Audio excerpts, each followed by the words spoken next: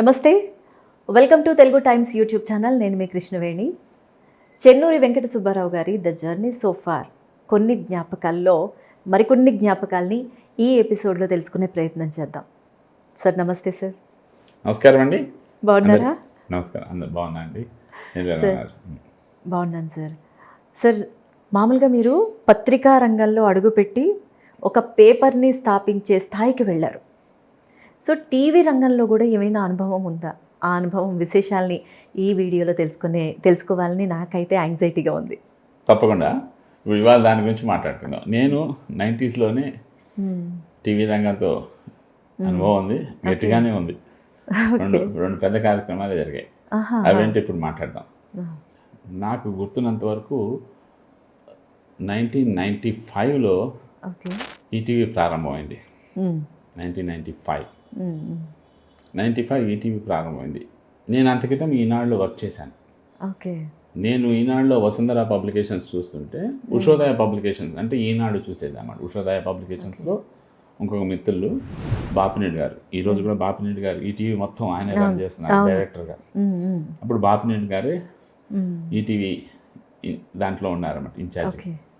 రామోజీరావు గారు అబ్బాయి సుమన్ చైర్మన్గా దాన్ని ఎండీగా ఉండేవారు.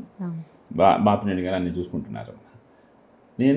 నేను ఉదయంలో వర్క్ చేస్తున్నా. అప్పుడు బాపినేడు గారి దగ్గరికి వెళ్ళా ఒకరోజు. ఈటీవీ ఆఫీస్కి వెళ్ళామంటే రాజ్భవన్ రోడ్లో ఉన్నది. ఆఫీస్కి వెళ్ళి ఏంటి అసలు ఎలా ఉంది ఛానల్, ఎలా ఉంది ఏంటి అసలు శాటిలైట్ ఛానల్ ప్రయోగం అనేది అప్పుడే ఫస్ట్ ఇలా చేస్తున్నారు, ఏం జరుగుతుంది అంటే ఆయన సరదాగా అంటే మంచి మిత్రులు, మేము 5 ఏళ్ళు కలిసి పనిచేసాం. సో ఆయన నవ్వుతూ అంతా బిజీ నేనేం చేస్తున్నానంటే చాలా వరకు క్యాసెట్లు ఇక్కడి నుంచి మద్రాసు పంపటం, మద్రాసులో డబ్బింగ్ చేయించి మళ్ళీ తెచ్చుకోవటం. నా పని క్యాసెట్లు పంపటం తెచ్చుకోవటంతోనే సరిపోతుంది. డబ్బింగ్ స్టూడియోలు లేవు హైదరాబాద్లో. మీరు డబ్బింగ్ స్టూడియో పెట్టండి సుబ్బారావు గారు అన్న, ఏదో క్యాజువల్. అంటే డబ్బింగ్ ఆర్టిస్టులు కూడా అక్కడ చెన్నైలోనే అన్నమాట. చెన్నైలో డబ్బింగ్ స్టూడియోలు లేవు అప్పుడు హైదరాబాద్లో. డబ్బింగ్ స్టూడియోలు లేవు, పెట్టండి అని నవ్వుతా అన్నాడు ఆయన. నేను ఇంటికి వచ్చేసి మాట్లాడుతూ ఇలా ఈటీవీకి వెళ్ళా, నేను బాపినేడు గారిని కలిశాను, ఇలా డబ్బింగ్ స్టూడియో పెట్టండి కావాలంటే అన్నాడు నవ్వుతూ ఆయన. ప్రపోజల్ పెట్టారు. మా తమ్ముడు ఆల్రెడీ ఎంటర్ప్రెన్యూర్ అప్పటికి. మా తమ్ముడు ఇప్పుడు ఈరోజు యారో పబ్లికేషన్స్ అని ఆ సంస్థ ఎండీగా ఉన్నాడు ఈరోజు, యారో పబ్లికేషన్. మా తమ్ముడు ఆల్రెడీ ఉన్నాడు. నేనైతే ఉద్యోగస్తుని కాబట్టి నేనేం చేయకూడదు, వేరే. అయితే మా తమ్ముడు ఆల్రెడీ బిజినెస్లో ఉన్నాడు, ఎంటర్ప్రెన్యూర్ అయ్యాడు. అందుకని వాడి మనసులో గట్టిగా వెళ్ళింది, అన్నయ్య మనం స్టూడియో పెడదాం, డబ్బింగ్ స్టూడియో పెడదాం. మళ్ళీ వెళ్ళి బాపినేడు గారిని అడుగు, ఆయన ఏమైనా లెటర్ ఇస్తే మనం బ్యాంక్ లోన్ వస్తాయి అని అనమాట. సో నేను మళ్ళీ బాపినేడు గారిని ఆయన మీరు ప్రపోజల్ ఇవ్వండి, మేము కన్సిడర్ చేస్తాము, will give letter, authorisation letter లాగా, మా పనులు ఉంటాయి మీ దగ్గర అన్నట్టు. సో అప్పుడు నా వైఫ్ లక్ష్మీ రావు అంటాను నేను, అందరూ నా రావు తగిలించుకుందామంటే లక్ష్మీరావు. మా తమ్ముడు వైఫ్ వాణి. ఇప్పుడు ఈ మధ్యన చనిపోయారు శంకర్ కుమార్ గారు అని, ఆయన బ్యాంక్ మేనేజర్. శంకు అని కార్టూన్స్ అవి వేస్తుంటారు, శంకు గారు. ఆయన వైఫ్ శోభా శంకర్ గారు, ఆవిడ కూడా ఆంధ్ర బ్యాంకులో వర్క్ చేస్తారు. అప్పుడు దూరదర్శన్లో న్యూస్ రీడర్గా ఉండేవారు శోభా శంకర్ అని. సో ఈ ఉమెన్ ఎంటర్ప్రెన్యూర్షిప్ కింద ఏదో ఒక లోన్ ఎలిజిబిలిటీ ఉంది బ్యాంకులో అని వీళ్ళు ముగ్గురు కలిపి ఉమెన్ ఎంటర్ప్రెన్యూర్స్ కింద ఒక 10 లక్షల బడ్జెట్ పెట్టుకుని బ్యాంక్ వాళ్ళు ఎంతో 7 lakhs ఎంతో ఇచ్చారు, మేము ఒక 3 లక్షలు వేసుకుని classic video systems CVS point. CVS point అంటే నేను లేని ఇందులో, కానీ నాదని తెలియాలి. నా పేరు సివి సుబ్బారావు, సివిఎస్ అంటారన్నమాట. Classic video systems point, Chennuri Venkata Subbarao garu, CVS point అని ఒక స్టూడియో. ఈ రోజున పంజగుట్టలో ద ఫేమస్ లొకేషన్ సెంట్రల్ ఉంది అందులోనే. ఆ బిల్డింగ్ అంటే ఆ పాత బిల్డింగ్ కూల్ చేసి ఇది కట్టారు, అందులో ఫస్ట్ ఫ్లోర్లో తీసుకున్నాం. ఓకే. దీనికి సాక్షాత్తు దాసనారాయణరావు గారే వచ్చారు, ఆయనే వచ్చి ఇనాగ్రేట్ చేశారు. ఆ ఇనాగ్రేషన్కి హీరో సుమన్ వచ్చాడు, హీరో మురళీమోహన్ వచ్చారు, కేఎస్ రామారావు గారు వచ్చారు. ఎందుకు వచ్చారంటే కేఎస్ రామారావు గారు కూడా ప్రముఖ నిర్మాత, కేఎస్ రామారావు గారు ఆయన కూడా ఒక ఆడియో స్టూడియో స్టార్ట్ చేశారు. సో చెప్పాలంటే హైదరాబాద్లో the first digital audio recording studio అదే సివిఎస్ పాయింట్. మీదే? సివిఎస్ పాయింట్ స్టార్ట్ చేసాం. ఈనాడు నుంచి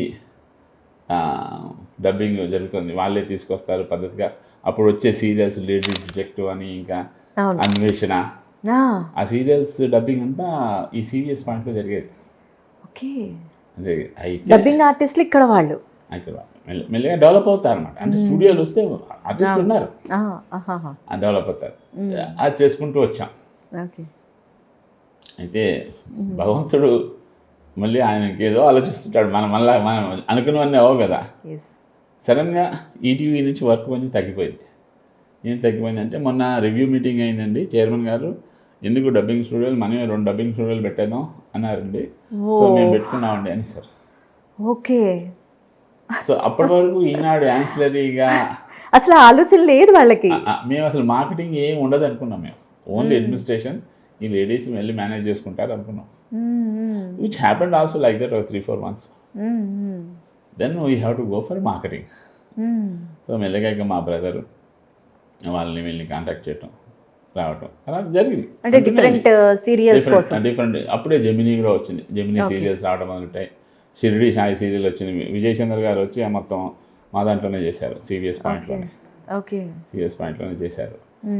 అలా ఇక రావడం మొదలుటాయి. ఎస్వి బాలసుబ్రహ్మణ్యం గారు వచ్చారు ఒకసారి, వచ్చి చేశారు, బాగుంది స్టూడియో బాగుంది. ఆయన వచ్చారని నేను కూడా వెళ్ళాను అనమాట, బాగుంది అన్నారు. తర్వాత ఎస్ జానీ గారు వచ్చారు. అంతెందుకు ఇప్పుడున్న ప్రముఖులు చక్రి గారు వెళ్ళిపోయారు. చక్రి గారు, ఆర్పి పట్నాయక్ గారు చాలా రెగ్యులర్గా వచ్చేవాళ్ళు, చాలా రెగ్యులర్గా. ఆర్పి పట్నాయక్ గారు వాళ్ళైతే వాళ్ళకి అదొక మ్యూజిక్ పాయింట్. ఎందుకంటే డిజిటల్ ఆడియో రికార్డింగ్ అనేది అక్కడే జరుగుతుంది. టెక్నీషియన్స్ కూడా అప్పుడప్పుడు డెవలప్ అయ్యారు. డిజిటల్ ఆడియో అప్పుడే వచ్చింది, అంత క్రితం వరకు అంతా మాన్యువలే. ఈ ట్రాక్స్ అన్ని కలపటం అదంతా కూడా అప్పుడే స్టార్ట్ అయింది. ఓకే, మీ స్టూడియో ద్వారానే స్టార్ట్ అయింది చెప్పాలంటే. కేఎస్ రామారావు గారు అందుకే మా దాని ఇనాగ్రేషన్ కూడా వచ్చారు. ఆయన ఎలా జరుగుతుందో అని అంటే ఆయన కూడా పెట్టారు పద్ధతి, పంజగుట్ట ఏరియాలోనే పెట్టారు ఆయన కూడా. సో ఇలా జరిగింది కొన్నాళ్ళు. ఆ తర్వాత నేను మద్రాసు వెళ్ళిపోయాను, ఇండియన్ ఎక్స్ప్రెస్లోకి వెళ్ళిపోయాను. తర్వాత మా బ్రదర్ బిజినెస్ కూడా, తను బిజినెస్ పరంగా కూడా ఈ వాజ్ ఆల్సో బికమ్ బిజీ. అది స్టూడియో రన్ చేయడం కాదు, దానితో ఏంటంటే ఆ ఏరియా అంతా మార్చేస్తున్నారు. అందువల్ల మేము ఇంకా స్టూడియో ఆపేసాం. అప్పట్లో ఒకలా ఉండేది, ఇప్పుడు అసలు గుర్తుపట్టలేము, ఎంత డెవలప్ అయిపోయింది. సో ఆ విధంగా సివిఎస్ పాయింట్ అనే ఒక స్టూడియో పెట్టి ఒక ప్రయోగం చేశారు. 5 ఏళ్ళు ఉన్నట్టుందన్నమాట. చాలా తక్కువ పీరియడ్. ఆర్పి పట్నాయక్ గారు వాళ్ళందరికీ బాగా గుర్తు కూడా. మొన్న కూడా అమెరికాలో కలిసినప్పుడు ఆర్పి పట్నాయక్ గారు నా వైఫ్తో అంటే ఎలా ఉంది మన స్టూడియో రోజులు గుర్తొస్తున్నాయి అన్నమాట. ఇది స్టూడియో వరకు టీవీ రంగంలో కూడా మీ అనుభవం అనమాట. ఇకపోతే ఇటు పోద్దాం, ప్రోగ్రామింగ్లోకి వద్దాం. మనం ఇంత క్రితం మాట్లాడుకున్నాం 1992 ఆటా కాన్ఫరెన్స్, 93 తానా కాన్ఫరెన్స్, మళ్ళీ 94 మళ్ళీ ఆటా కాన్ఫరెన్స్ చేశాం. నేను ఆటా కాన్ఫరెన్స్కి వెళ్ళేటప్పుడు హీరో సుమన్ గారు ఫోన్ చేశారు నాకు. సుబ్బారావు గారు మీకు ఒక మంచి వ్యక్తిని పరిచయం చేస్తాను అని, ఒక డైరెక్టర్ ఆయన దామరాజ్ కుమార్ అనే డైరెక్టర్ ఉన్నాడు, ఇతను వస్తా అంటున్నాడు, మీరు అతని డబ్బులు అతనే పెట్టుకుంటాడు, మీరేం టికెట్ కొనక్కర్లేదు, కొంటే సంతోషం, మీకు కొనగలిగితే మీరు ఆటో వాళ్ళని అడిగి కొనిపించండి, లేకపోయినా ఆయన పెట్టుకుంటాడు, మీరు కవరేజ్ చేస్తాడు, అక్కడంతా షూట్ చేసి ఇక్కడ తీసుకొస్తాడు అన్నమాట. అప్పుడు ఈ దామరాజ్ కుమారు ఇంకో రాజు, కే రాజు అని కెమెరామన్ అన్నమాట, ఓకే. వీళ్ళిద్దరికీ నేను ఇన్విటేషన్స్ తెప్పించి వీసాలు తెప్పించాను. వీళ్ళు 1994 శాన్ హోజేలో జరిగిన ఆటా కాన్ఫరెన్స్కి వచ్చారు. అక్కడికి ఓకే. ఆటా కాన్ఫరెన్స్కి వచ్చారు, అదంతా షూట్ చేశారు, వచ్చారు. ఇంక అప్పుడు దాన్ని ఎడిటింగ్ చేసి దూరదర్శన్లో స్పాన్సర్లను తీసుకొచ్చి 3 ఎపిసోడ్లు టెలికాస్ట్ చేశాం. 3 ఎపిసోడ్లు దూరదర్శన్లో ఆటా కాన్ఫరెన్స్ 3 ఎపిసోడ్లు టెలికాస్ట్ అయింది. 1994 సెప్టెంబర్ అక్టోబర్లో ఉంటుంది. ఆ తర్వాత డిసెంబర్లో ఎవరో మిత్రులు వచ్చారు, ఆటా మిత్రులు. సో వాళ్ళు వస్తే వాళ్ళకి ప్రత్యేకంగా, వాళ్ళు అమెరికాలో రాదు అప్పుడు, వచ్చిందంటే మేము దీనికి సీడీ అది ఇచ్చాము, సీడీలు చూశారు. చూసి అయితే ఏమిటంటే వాళ్ళు, అదేంటి మా పిల్లలు ఎంతో కష్టపడి నాట్యం, కూచిపూడి, డ్యాన్స్లు అవన్నీ నేర్చుకున్నారు ఈ ఆట కాన్ఫరెన్స్ కోసం, వాళ్ళ పెర్ఫార్మెన్స్ లేవు అక్కడ ఇక్కడ చూపించారు, మీరు ఎంతసేపు ఈ జంజాలు కానీ బాబు మోహన్ మీ ప్రోగ్రామ్ని చూపించారు అని. ఏంటి స్పాన్సర్ల కోసం అవే చూపిస్తాను కదా, మీరు వెంకటేష్ గారి స్పీచ్, జంజాల్ గారి స్పీచ్ ఎంతసేపు అవే చూపించారు, అసలు మా పిల్లలే చూపించలేదు అన్నారు. నేను సరదాగా మీకోసం మళ్ళీ కొత్త ప్రోగ్రామ్ చేద్దాంలేండి మీ పిల్లలతో అన్నా నేను, చాలా క్యాజువల్గా. ఈ దామరాజ్ కుమార్ ఆ పాయింట్ పట్టుకున్నాడు. పట్టుకుని అతను స్టోరీ డెవలప్ చేయడం మొదలెట్టాడు. ఈ లోపల 95 వచ్చేసింది, ఈటీవీ వచ్చింది. మేము స్టూడియో కూడా పెడుతున్నాం ఈటీవీ కోసం. మా స్టూడియో ఎప్పుడు పెట్టాము మేము 1996లో పెట్టాం. 6 మేలో మేము స్టార్ట్ అయింది మా స్టూడియో. పెట్టామన్నమాట. కాదు, సారీ 95లో పెట్టాం స్టూడియో కాదు, ఐఎమ్ సారీ 95లోనే స్టార్ట్ అయింది. ఈ దామరాజ్ కుమార్ సార్ ఈటీవీ వాళ్ళని అడగండి, మొత్తం అమెరికాలో షూట్ చేసి మనం ప్రోగ్రామ్ చేద్దాం మొదలెట్టాడు. సో మళ్ళీ నేను బాపినెడ్డి గారి దగ్గరికి వెళ్ళా, అయ్యా మేము అమెరికాలో షూట్ చేస్తాం, మొత్తం షూట్ చేసి తీసుకొచ్చి మీకు ఇస్తాం, అంటే ఒక కమిషన్ ప్రోగ్రామ్ లాగా చేయండి, ఎపిసోడ్కి ఇంత ఇస్తాం అని లెటర్ ఇచ్చారు. ఆ లెటర్ తీసుకుని మేము సుమా దగ్గరికి వెళ్ళాం. యాంకర్ సుమా. యాంకర్ సుమా చిన్న, అప్పట్లో ఆవిడే అప్పుడప్పుడే వస్తున్నట్టున్నారు. ఏం లేదు, లేదా అప్పటికి జస్ట్ ఒకటి ఏమన్నా యాంకరింగ్ చేసినేమో ఒకటి యాంకరింగ్. ఆ సుమా అయితే బాగుంటుంది, నేటివ్గా ఉంటుంది. సుమాని అడిగా, ఒప్పుకుంది. వెళ్దాం అమెరికా వెళ్దాం. సుమాని వాళ్ళ మదర్ విమల గారు ఇద్దరిని అమెరికా తీసుకెళ్తాము, బట్ 2.5 months ఉండాలి అని చెప్పి, చాలా నామినల్ రెమ్యునరేషన్. ఎందుకంటే అసలు అమెరికా వెళ్ళటం గొప్ప అప్పట్లో 90. అయితే మళ్ళీ ఎక్కడో ప్రాబ్లం వస్తుంది, ప్రతిసారి ఏదో ప్రాబ్లం రాకుండా ఉండదు. బిజినెస్ ఎంటర్ప్రెన్యూర్షిప్ అంటేనే ఛాలెంజెస్. అంతే, ఒక ఉద్యోగం చేసినట్టుగా సాఫీగా పొద్దున సాయంత్రంతో అయిపోదు. ప్రాబ్లం ఉంటుంది, సొల్యూషన్ ఉంటుంది, వెతుక్కుంటూ వెళ్ళిపోవడమే. ఏమైందంటే అప్పుడు దాసరి నారాయణరావు గారు అంతవరకు ఈ సుమా టీవీలో వర్క్ చేస్తుంది, టీవీ యాంకరింగ్ చేస్తుంది, సుమాని పిలిచేసి అమ్మ నీతో సినిమా తీద్దాం అని కళ్యాణ ప్రాప్తిరస్తాను. అది ఆయన ఎందుకు చేయాల్సి వచ్చిందంటే, ఈ ప్రతిఘటన సినిమా పెద్ద హిట్ అయింది. ప్రతిఘటన తర్వాత రాములమ్మ పెద్ద హిట్ అయింది. రాములమ్మ హిట్ అయిన తర్వాత విజయశాంతితో మళ్ళీ ఇంకో సినిమా చేద్దాం అనుకున్నారు దాసరి గారు. అది రౌడీ దర్బార్ ఆ సినిమా పేరు. అయితే విజయశాంతి ఆవిడ ఏమన్నారంటే, ఒకేసారి ఎటెస్ట్ నేను ఇవ్వలేను, 15 రోజులు, ప్రతి నెల 15 రోజులు చొప్పున 6 నెలలు ఇస్తాను, అది సంథింగ్ లేదు, 4 నెలలు ఇస్తాను ఆయన. సో ఆయన ఏం చేశారు, ఆ గ్యాప్లో ఆయన ఈ కళ్యాణ ప్రాప్తిరస్తు చిన్న సినిమా తీసేయాలనుకున్నాను. ఇది కూడా ఏమేమనుకున్నా అంటే, ఒక సినిమా ఉంది 3 నెలలు అయిపోతుంది, 4 నెలలు వెళ్ళిపోవచ్చులే అనుకున్నాం. ఆ సినిమా అవుతుంది, 15 రోజులు తీస్తారు, మళ్ళీ ఆపేసి ఆయన విజయశాంతితో షూటింగ్ వెళ్ళిపోతారు రౌడీ దర్బార్. తర్వాత ఇంకో 15 రోజులు సుమాతో తీస్తారు కళ్యాణ ప్రాప్తిరస్తు. మాకు అలా లేట్ అయిపోవచ్చింది.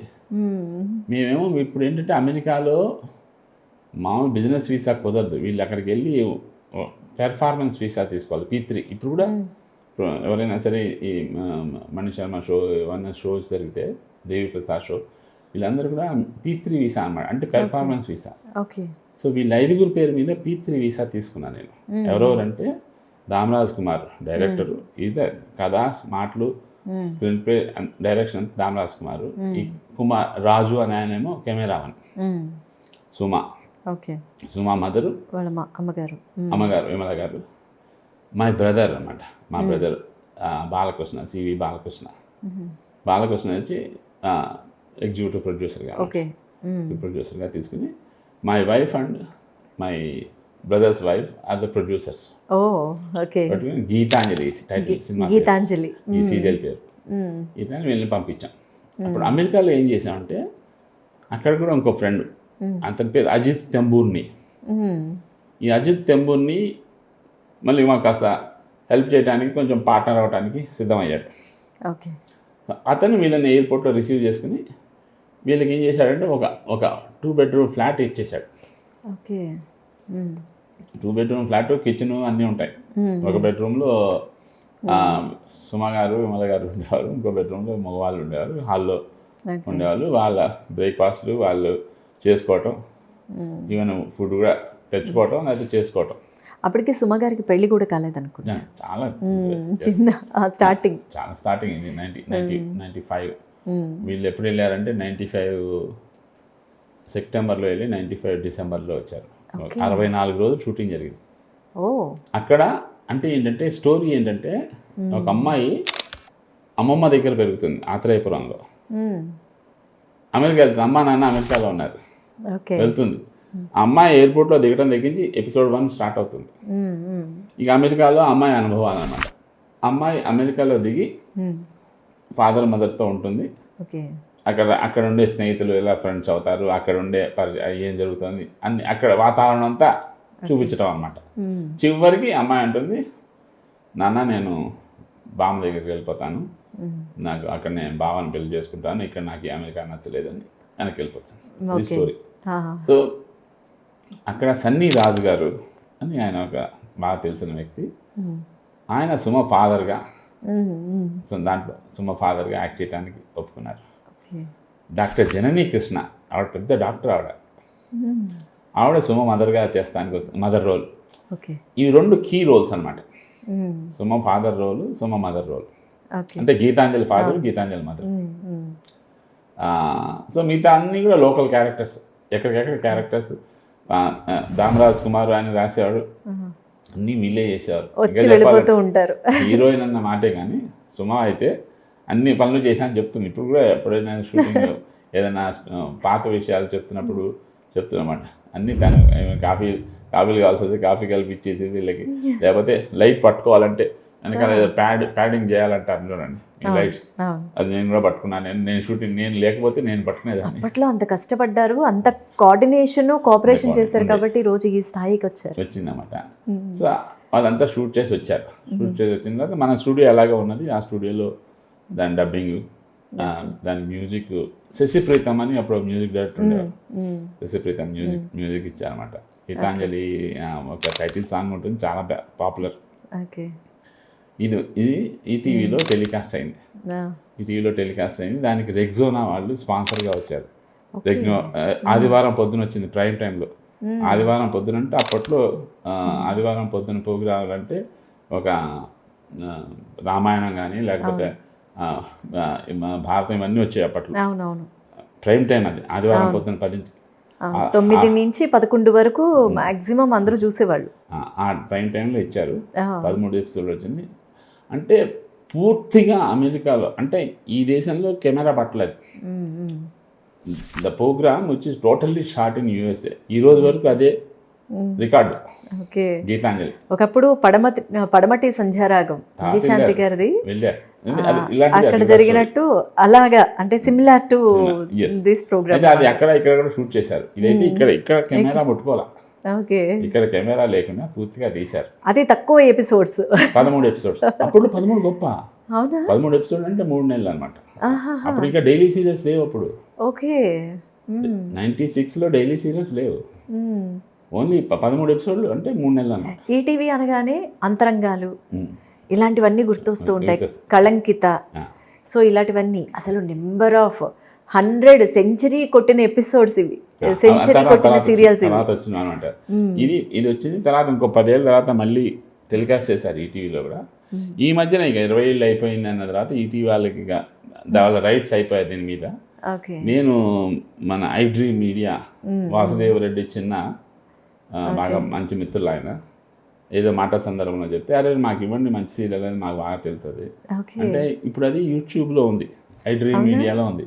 ఓకే గీతాంజలి మొట్టమొదటి అమెరికాలో పూర్తిగా తీసిన మొట్టమొదటి టెలి సీరియల్.